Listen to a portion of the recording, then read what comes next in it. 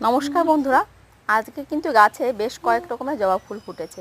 তো দেখো, এটা হচ্ছে লক্ষ্মী জবা, আর তার সঙ্গে কিন্তু ফুটেছে লাল জবা বেশ কয়েকটা, সেটা তুলে নিয়েছি হাতে। আর তার সঙ্গে কিন্তু একটা ওই যে দেখো ঘিয়ে কালারের জবাও ফুটেছে। মানে বেশ কয়েক রকমের জবা আজকে ফুটেছে। আর আজকে লক্ষ্মী জবাটা খুব বেশি ফোটেনি, দুটো মাত্র ফুটেছে। তো ওই যে লাল জবাটা কিন্তু বেশ কয়েকটা ফুটেছে, 5-6টা ফুটেছে। আর সাদা জবা সেটা কিন্তু একটাই ফুটেছে। তবে এই যে দেখো চলে এসেছি ছাদে, আর ছাদে এসে কিন্তু বেশ কিছু ফুল তুলে নিচ্ছি।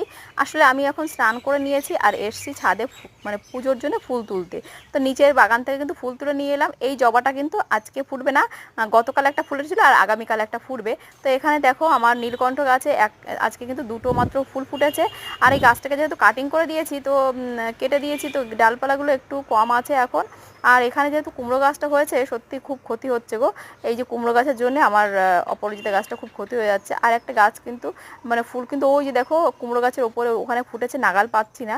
তো যাই হোক, এখানে এই যে দেখছো নয়নতারা গাছে ছোট ছোট দুটো ফুল ফুটেছে, কারণ গাছের অবস্থাটা ভালো না, খুব একটা হেলদি না। তো ওই যে অন্য ক্যারেটে বেশ কয়েকটা ফুল আছে, তো সেগুলো আজকে নিলাম না, কারণ সবগুলো একদিনে তুললে কালকে কী দিয়ে পুজো দেবো। তো এখান থেকে এই যে দেখো একটা এই যে এই ফুলও নিলাম একটা। আর এই ফুলগুলো কিন্তু বেশ সুন্দর, বেশ আমার ডাবল প্যাটেলের কিন্তু। তো চলো, আজকে কিন্তু পুজোর জন্য বেশ ফুল তোলা হয়ে গেল অনেক রকমের।